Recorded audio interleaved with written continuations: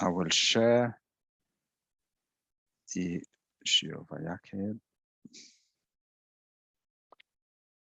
Okay. I said in the last, good evening, everybody. I said in the last year that I will speak about to explain the reason why Klal Yisrael continuously wanted to return and always complaining and then wanting to return to Mitzrayim, even after all the things that they've seen, and they still are, they were going to go back. There is, if I would have shown you a picture of a person and I would tell you this is a Jew somehow, but he considers, he was raised as an aristocrat in the royal family, married outside of the Jewish faith. So he married somebody from outside of the Jewish nation, let's put it that way. And he raised in probably non-Jewish schools, in actually non-Jewish family, and he considers his the local Gentiles and the non-Jews and the royalty as his brothers. So how would you call such a person? I guess that you would either call him in a positive way hyper-integrated, or you might even call him what we assimilated. So you might have called him even assimilated. Well, actually, when you see when Moshe Rabbeinu came to the Yidden after they were in Mitzrayim for 210 years, the Yidden, they had, as Medrash says, that they had the Sefer Bereshis. So they were learning Torah and they had something to learn from their history, from their past. And they had the Sefer Bereshis, as we learned already once, that maybe this Sefer Bereshis was already given before Matan Torah on Sinai. And so they knew that Vayomel Avram Yudea Teta Geri Ezarach Veres Le'Elohim Va'avodim V'inu Oisam Arba Miyot Shono. So basically, they knew that they were still to be in Mitzrayim for 190 years. So this is clear. It was written in the Torah that they were going to be for 400 years, and therefore they are still only halfway, a little bit more than halfway. When a person comes, like a person which is, we call Moshe Rabbeinu, comes to them, who is an aristocrat, which is raised in the prince families with what's called the paroi, I'm sorry, and he is raised as an aristocrat. He married with the Kushis from Kohen Midian. And he was probably raised definitely raised in a non-Jewish family, probably went to non-Jewish schools. And when he says that he's returned to his Ochiv, he considered Ochiv to be the Mitzrim, as Ibn Ezra explains, as he was raised in Mitzrayim. So he probably even, I didn't put a picture, but he might have even looked a little bit like a Mitzri, dressed like a Mitzri. And so if a person like this comes to tell us that now is the time we're going to go out of Mitzrayim, how would you react? Or let's put it that way, how would the normal Haredi person react to such a thing? Well, it says in the Torah, 400 years. Now you come and you tell us that you want to take us before that time. Who are you? I mean, it's what? You are Mashiach, what? You are, who are you to actually tell us that you can take out? We actually, halachically, a novi that goes against the Torah, even if he does mofsim, is still a novi sheker, so he cannot. So this had created in a big part of the Jewish nation a big problem. This, what I just explained you now, is half of it I explain you from the Sefer called Maaseh Hashem, and in the Perek Yud Beis of the second Chelek, he explains it exactly like that.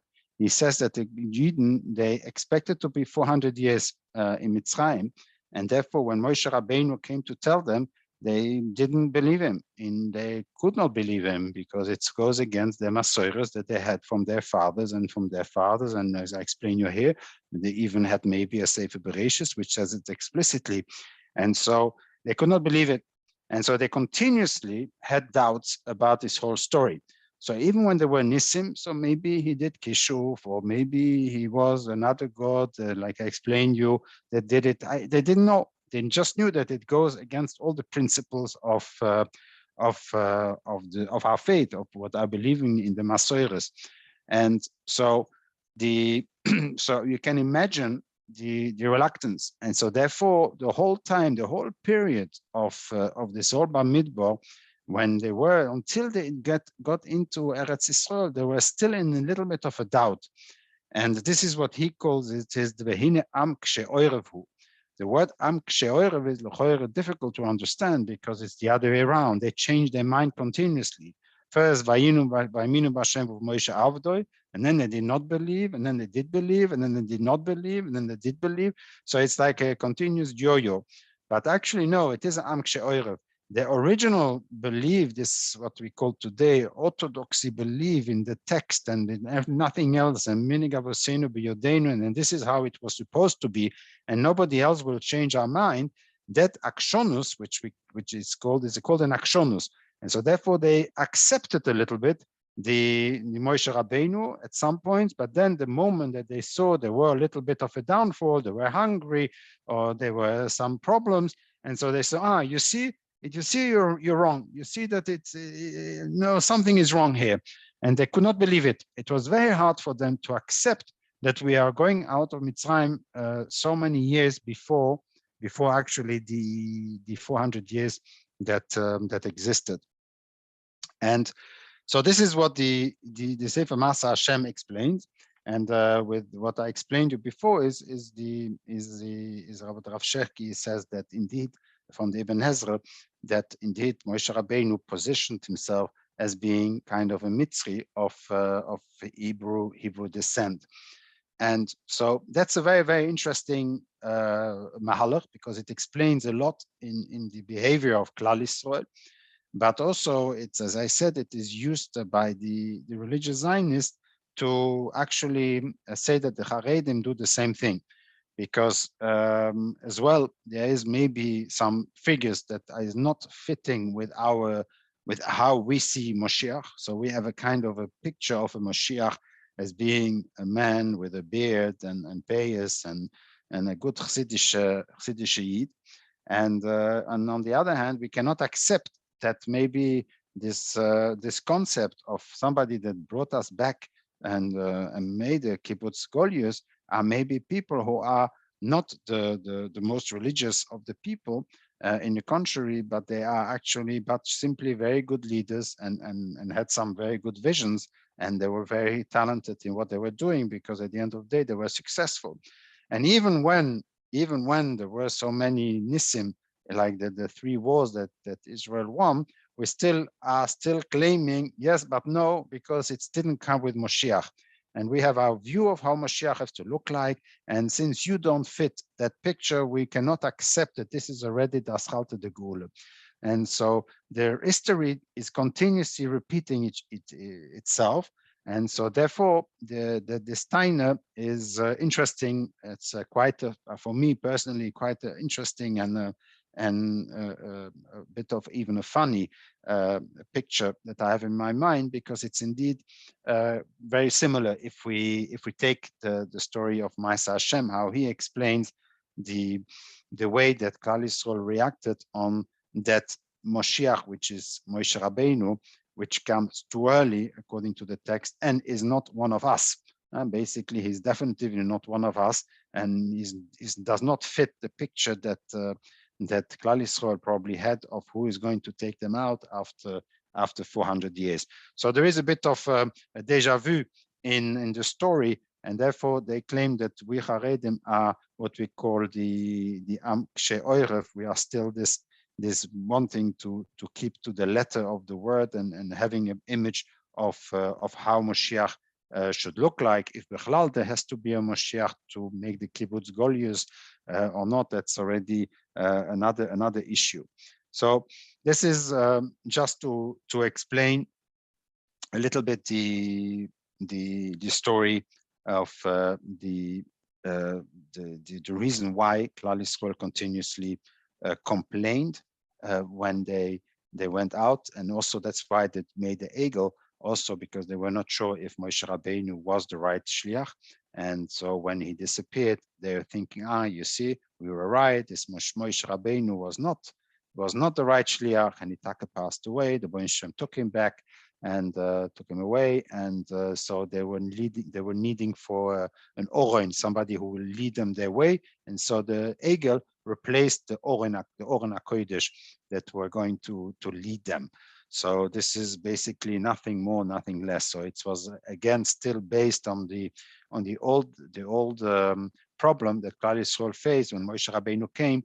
And don't forget, when Moshe Rabbeinu came, they said, "No way, you cannot take us earlier, because in the Torah it says 400 years. It's impossible. The best you can do is alleviate our pains and suffering, so that Paro should do less work." And what happened? When Moshe Rabbeinu came afterwards, they even worked even harder. So they were completely upset on him, and they saw, and so therefore they were continuously in a struggle to believe Moshe on one hand, to see the Nissim that happened. So yes, it seems to be right. On the other hand, it cannot be, because it says 400 years. And if Moshe would have come and say, yes, but it means from the birth of Yitzchok, this they would say probably, this is very nice for Shaloshitas Drusha, but not practical. Torah says 400 years is 400 years. So I can very much imagine how some of the Yidden would have reacted to this venue of Moshe Rabbeinu to come and take them out. So this is the part, as I promised you. I think it's a very nice way of explaining the story. I don't know, it's a bit late, but I will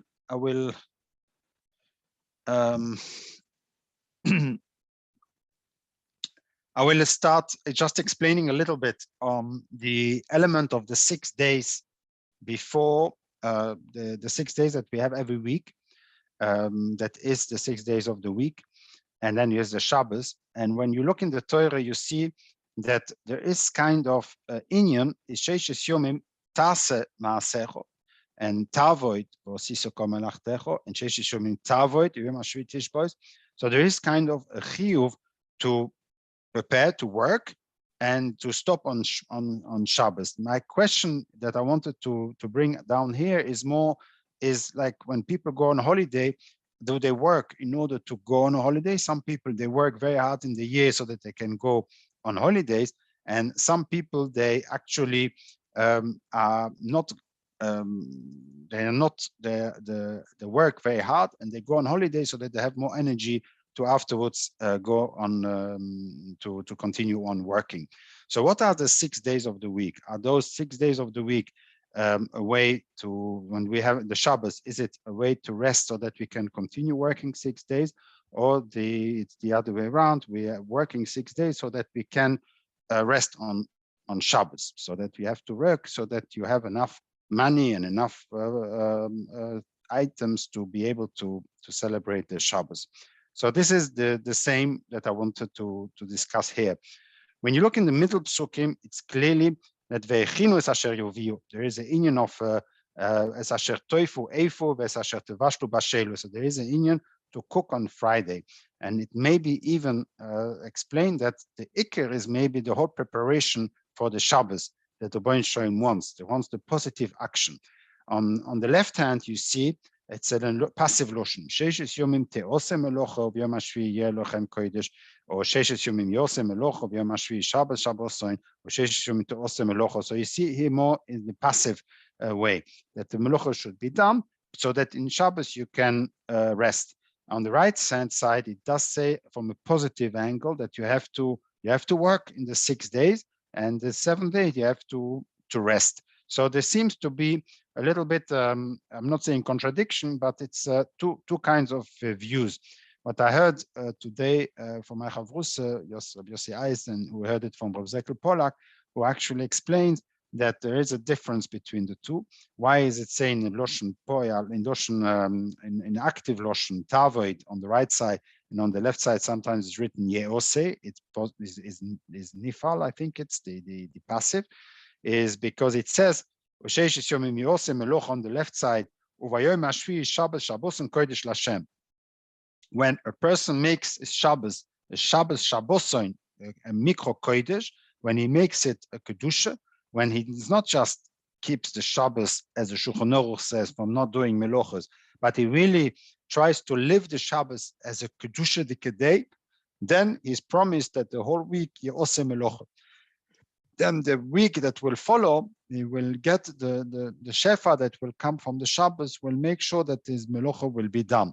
But if it is just V'yom HaShvi Shabbos Lashem, as in V'yom HaShvi Shabbos Tishbois, in that case, when a person just makes a shvus, he just stops from working, but he doesn't put kedusha in the Shabbos, then it's going to be always Sheshes Yomim Tavod. Then he's going to have to work, and he's going to have to do active working for his parnosa. And so this is what Reb Zekel says, Al Pi Drush. I just wanted to continue a little bit on that element, if I can, is that we see this element of lasois, as it says in Shabbos, Taseh Ma'asecho. So we have three ways that Rabbeinu Shloim describes the melocha. So Sheish Yomim Taseh Ma'asecho Uv'yom HaShvi Tishbois. So there is an union of Ma'asim, Ma'asecho, and then there is a melocha, and then there is Tavoid. He says Sheish Yomim Tavoid. So you have Taseh Ma'asecho, Tavoid, and you have melocha, which are three verbs that describe more or less the same thing. The similar we find also in the Meleches HaMishkan.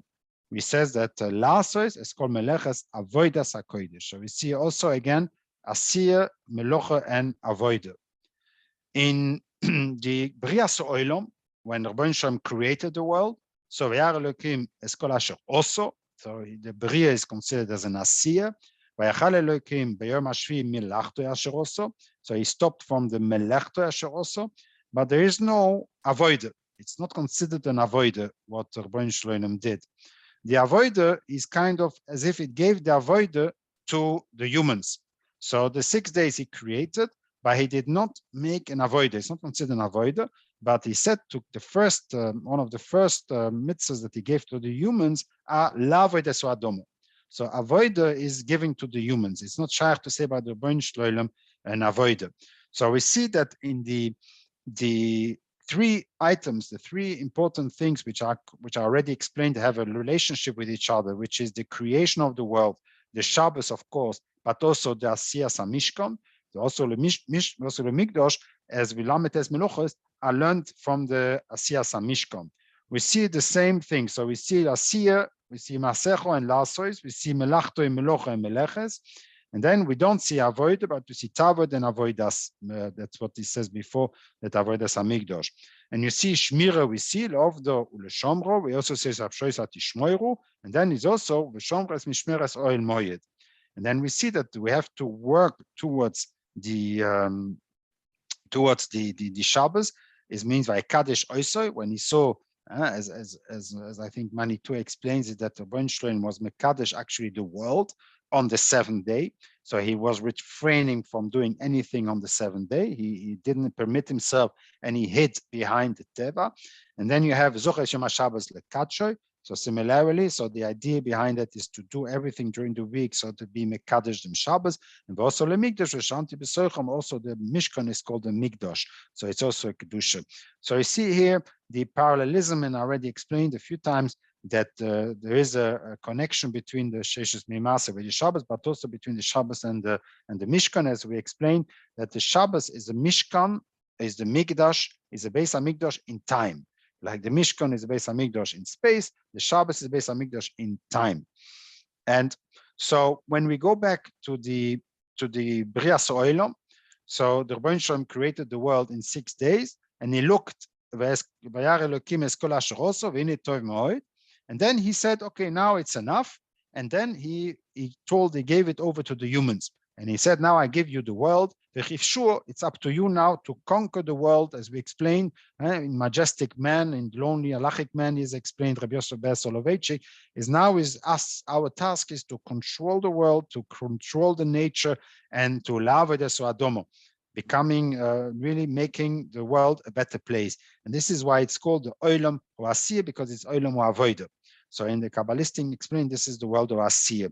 And the idea behind it is that we should bring the world till a certain shleimus, to bring the world till there is a shleimus, and that is the when the world has come to a shleimus, then we come to the Achis HaYomim.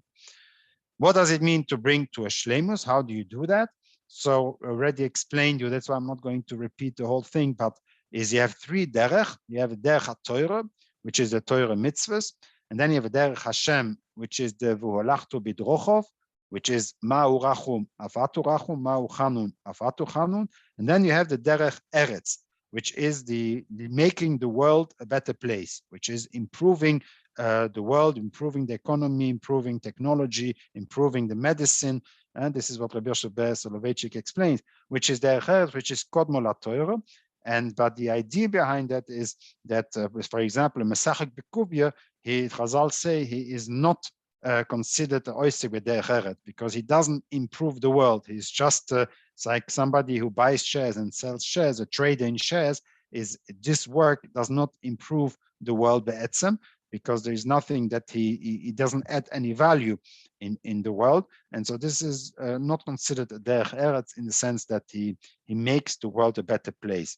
And therefore, the idea behind it is that bechol dorochecho de'eu. At the end of the day, whatever you do, you should always do it with the purpose of Das Hashem, is connect to Hashem and therefore better understand and better know Hashem, because this is the, as I always explained, Avodas Hashem, this is the Das Hashem. So bechol dorochecho de'eu.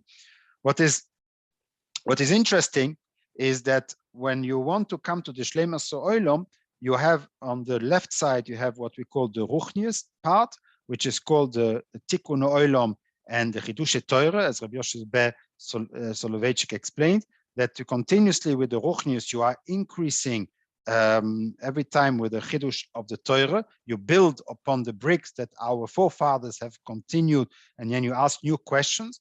And also it means Gashmius. So it means, as I explained you, the man has one big ambition, has one big task, is to make the world a better place from nearly a very very difficult inhabitant land to conquer nature and to add technology and to add medicine, etc.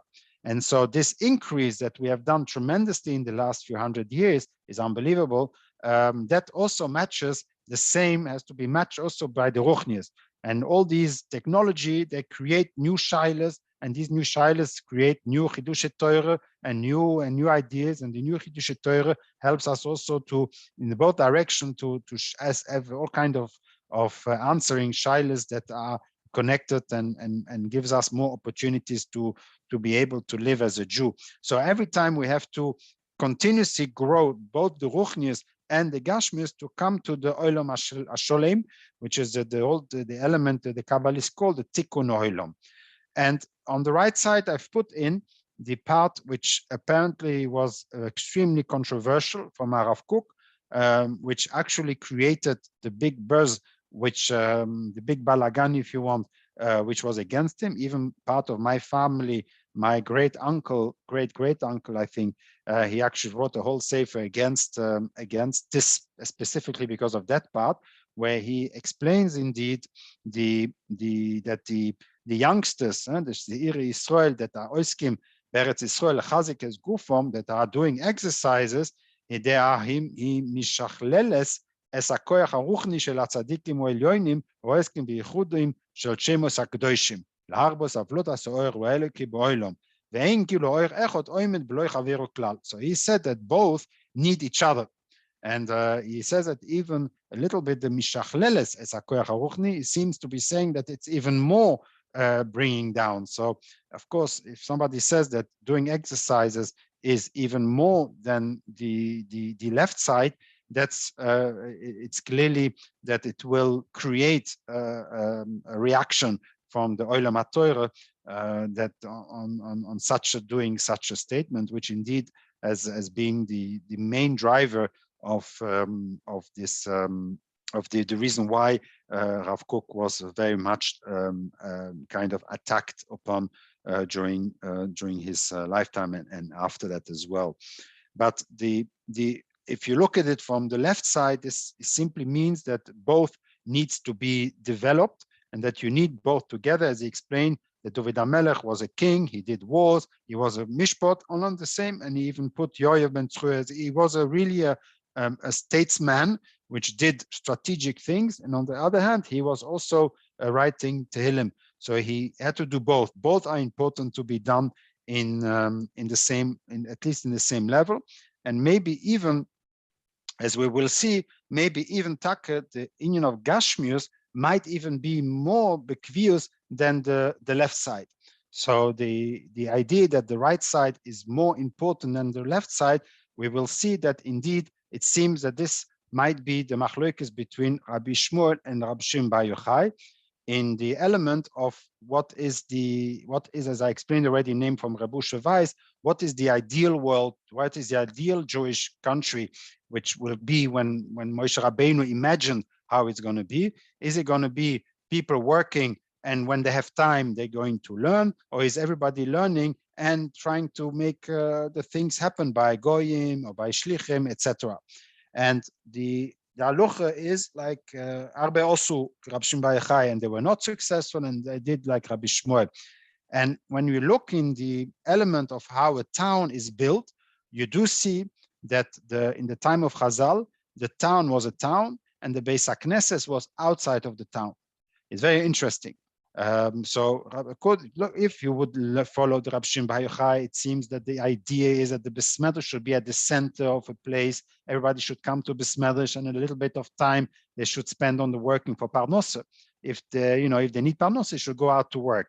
And according to Rabbi Shmuel, the worldview of Rabbi Shmuel was that no, the city has to develop and has to be a city of normal cities, as we know, which creates, but of course, al pi halacha, everything has to be done al pi halacha.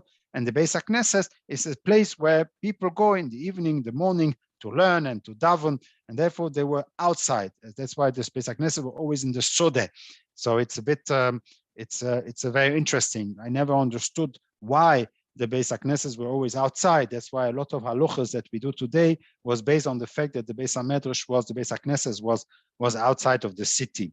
And I haven't found yet the reason why, but it could be that it was symbolic because they could not put the Beis HaMedrash in the city because that would give the Beis HaKnesses too much of an importance, which goes against that the Beis HaTfilah has to be the Beis HaMikdash. And as the Kuzari explained, this whole Beis HaMedrash that we do today is a bit of an avodah zorah, because it's like we explained last week, it's an avodas Hashem that is zorah, since it was only permitted since there is no more Beis HaMikdash and we have no other choice. But as long as there was a Beis HaMikdash, for sure there was no Beis HaKnesses. And so to put in the Beis HaKnesses in the middle of a city is probably a bit of how do you say, is a putsch, doing a putsch on the concept that we are that the real base how does it say that the based tefillah l'chol amim, so that my house should be the base tefillah and nobody else's house. So this is could be the explanation, but specifically Rabbeinu Tam that we learned in Yuma already says that Talmud Torah tofel legabe derech eretz, and we already discussed the whole thing. How can it be? And Rabbeinu Yochanan asked all kind of questions against Rabbeinu Tam. We see so much that the Chazal said that a person should work at least as possible, and so Rabbeinu Yochanan goes more according to Rabbi Shimon Bar Yochai, and he puts the Beis HaKnesses in the middle of a city, and Rabbeinu Tam, he is going according to Rabbi Shmuel, who sees that the Talmud Torah is tofel legabe derech eretz, that the ikar is to create a society which goes according to the halacha, but that the ruchnistic has to follow as much as we can. If we have time, then you have to learn Torah. If you remember the Shir, like Rabbi Weiss explained it multiple times very beautifully from the Rayas, from all kinds of Rishonim on that subject. But this is, so we see here that the element of having the development of a country and of a city or your own life is extremely important, as in both in your derech eretz and the derech Hashem and in the derech HaTorah. They have all to be with one idea, is b'chol deruchecho de'eu, but the derech eretz is the first basic element, to be a mensch. And this is, be a mensch means also to develop a normal society and to make the world a better place. So I'm not 100%, I'm not completely surprised by the words from Rav Kook. I can see it from that perspective as maybe as what he wanted to explain. I know that there have been different explanations on his words to defend that concept, which is very difficult to understand when you are from the Haredi perspective. So the person that learns Torah and that that does with the shemos, that is a mekubal and is all day busy with the with Torah and with the Yichud Hashem, that this should be less important than the one that actually builds himself, becomes stronger, so that he can be a good soldier eventually in the army. That how can it be? But when you look at it from how I just presented here, there is maybe a ground to be explained for that. So that so the Rebbeinu Shloim created the world in 6 days. Then Vayunach and Vayinofash. So basically he rested. So what our task is, we have to improve the world during 6 days. We continuously have to do the same thing as Rebbeinu Shloim did. Continuously build up a world. And these 6 days have a very specific order, as I explained already multiple times. And therefore, when we work 6 days, our task is to actually we have to improve the world. This is the derech. And the eating that we do should be eating for a living. The sleeping that we do, we should sleep so that the next day we can be healthy and do whatever we have to do. And but on Shabbos is like the Rebbeinu Shloim. Like on Shabbos, he stopped and he enjoyed what he did. He saw that it was beautiful and he said, okay, I want to stop now and enjoy. So too, we have to stop and then we have to eat. But not a stomach eating for living, but it has to be in tanug.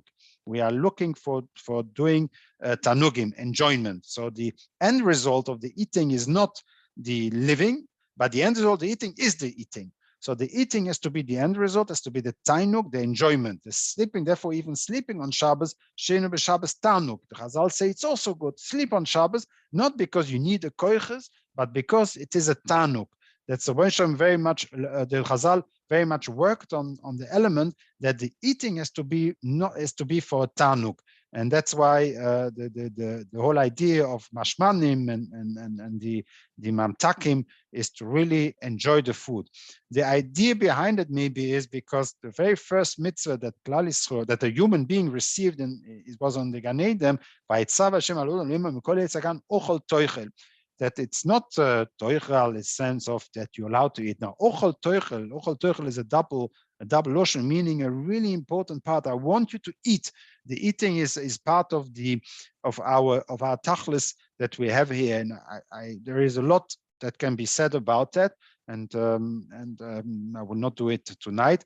But it's clear that the whole idea of the Gan Eden, where it's a mitzvah to eat for the enjoyment, is what we are doing on Shabbos, every Shabbos. So every Shabbos is like we work for 6 days improving the world, and then we're stopping. We do like the Rebbeinu Shloim, we enjoy, and then we continue the next 6. And this we do continuously. So we have a week, days, 7 days. Then we have 7 weeks, like with Shavuos. Then we come with Shavuos, and then we have the 7 years is Shemitah, and then we have the Yovel as well. So we're continuously doing. We build, and then we kind of have to rest and stop, and then contemplate and learn or do anything that we have to do. And that's why also the end goal is that since the Shabbos from the Rebbeinu Shloim never finished, because it never says after B'Yom HaShvi, then it says Vayere Vayivoker Yom HaShvi. It never says, he only says it by Yom HaShishi. So the 7th day of the Rebbeinu Shloim never stopped, basically. So as we explained. And so too, when we eventually, with the Achris Hayomim, when the world will come to its Shleimus, then we will also be able, then the world will come to a complete Shabbos. As we say every Shabbos by the Kaveh, we say, in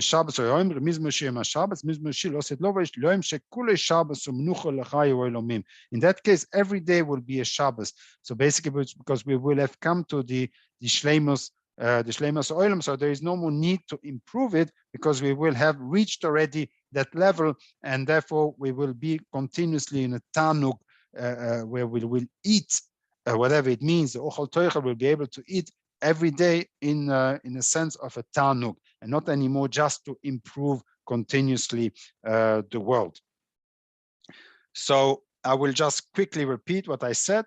So if the idea behind that the reason why Klal Yisrael continuously questioned Moshe Rabbeinu was simply because there was written 400 years there will be, and Moshe Rabbeinu came after 210 years. Plus Moshe Rabbeinu did not seem to be like the typical Heimish Hasidic Jew that comes and with the long beard and pays and comes and convince them that he is the Moshiach that will come and bring them out. But in the contrary, he had all kinds of traits which are not at all from the Jewish background, as we said. And he's even considered his brothers to be the Mitzrim were his brothers, as Ibn Ezra explains.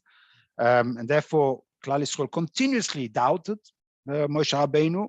They continuously doubted him. We see that even on Koirach and etc. They continuously doubted Moshe Rabbeinu, although everything happened, but simply because they could not understand that this person should take them out 190 years before the end of when it says clearly that it would not happen. So even with Nissim, it's as if today as well that we do not accept the Aschalta de Geula, even though we see that it is a success and it is working and it is there were successes, but we still say no. But it says Moshiach will be, and we have an idea in our mind the exact way how Moshiach has to be. He has to be a religious man. He has to be a tzaddik and a chassid and whatever it is. So we have our mind. We have it very clear, and we cannot accept something else.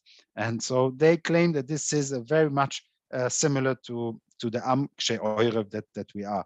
And then we explain the idea of the Asiyah and the Avodah and the Melucha that we are doing during the 6 days is actually a continuously improvement of the world that the Rebbeinu Shalom has given us, that we have to be koivish nature, we have to work the land, making sure that the world is a better place so that we come to a Shleimas Olam. And these are the ways that we achieve it is by the 3 drochim, derech eretz, derech Hashem, volachtu bidrochov, and then derech HaTorah, which is the Torah mitzvahs. And on this says the Mishlei, bechol drochecho de'eu. In all your drochim, you should always think that this all is one purpose, is to das Hashem and to connect it with Hashem. And so in other words, it's both the Shleimus Olam comes from a ruchnius part, but also a gashmius part. And the Gashmis part is the derech eretz, is to not to be mesachik bekubya, because that's not really where you are busy with derech eretz. You don't add any value to the world. The world after you has not become better when you leave, when you started. And so therefore it's very important to increase both, to come to the Shleimus Olam. And with that I try to explain, if whoever I am, I mean, I'm just reading it, and this part of Rav Kook, where he explains that even the right side seems to be more important even than the left side. And for this, we explained, like Rabbeinu Tam, that the Talmud Torah is taketufel gabel derech eretz, that working is more important than the Talmud Torah, but the Talmud Torah is important that when you don't work, then you don't do anything. So at least Talmud Torah, not forget that when a person learns Torah lishmo, is mesameach es habriyos. Why? Because when a person learns Torah, then he also improves the world in an indirect way. So the fact that a person learns Torah lishmo, the city is having more shefa, there are less diseases, some diseases disappear. So there is a lot of shefa that is brought down when a person learns Torah. So at the end of the day, it is also helps, but it helps in an indirect way. And then you have the shaila, is it better to help in a direct way or in an indirect way? Because the Talmud Torah connected kulam, but the mitzvah efshar liyosos al de'acher, then a person has to be mevatel Talmud Torah, and he has to do and do milos chasodim. So you see here the element, what is it? Do we have to lekatrila go and work and do gemilos chesed and do the derech eretz, or that we should learn, and then when we have no other brera, then we should go and work. And so this is typically the left and the right element here that is on this slide, is that we have machloikas, and it's not clear exactly what is more important, but it's clear that there are some who hold that it is the de facto, it's the left side. Today, it's clear that the Beis HaKnesset is in the middle, and some claim that this is an influence from, and I'm not saying it just to provoke, but I think it is true, it is an influence of the Christianity. So we were influenced by Christianity. And if people say, how can it be that we are influenced by Christianity? Chas v'sholem, Christianity doesn't even exist in Judaism. Well, this can say the same thing on the tzdokim, and the tzdokim also, they are rubbish, they are apikosim, they are minim, and how can they influence us? But a lot of things that we do in Judaism is as a reaction to the tzdokim. If not for the tzdokim, our women would not have this whole brocha and this whole tefillas that we do by the Ner Shabbos, and the whole idea of the cholent we would not have, and a lot of things, Simchas Beis Hashoevo, a lot of things that we would not have if not Zoim. So the Tzdokim had an impact on our religion, clearly, and so therefore we can say that there is some element that we brought the Beis HaKnesses inside our time, close to us, so that we can be easy to go to and to really try to feel it as if this becomes our new home, and because this is how we need to do it. And as I explained you, this is also impacted by external factors in which we lived, both in Europe as in the North African countries. And then I explained you that the idea on Shabbos is not to eat for living as it is for the 6 days. You'll eat for living, but the main purpose is to continue on the world. But once you continue on the world, you stop on Shabbos, you contemplate back, and then you enjoy. You eat not for living, but you eat really for the enjoyment. And this is also to taste a little bit of Tam Gan Eden, because in Gan Eden also it is a mitzvah to eat, and the mitzvah of eating there was really apparently maybe a mitzvah of Tanugim, and maybe Bitake Zoiche to be able to sing that song of Losit Lovoid, where the Yom Shekule Shabbos Umnucha Lechaye Ho'olomim. Any question?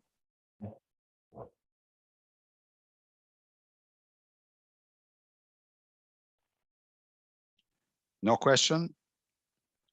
So I see that, 1 second, stop recording.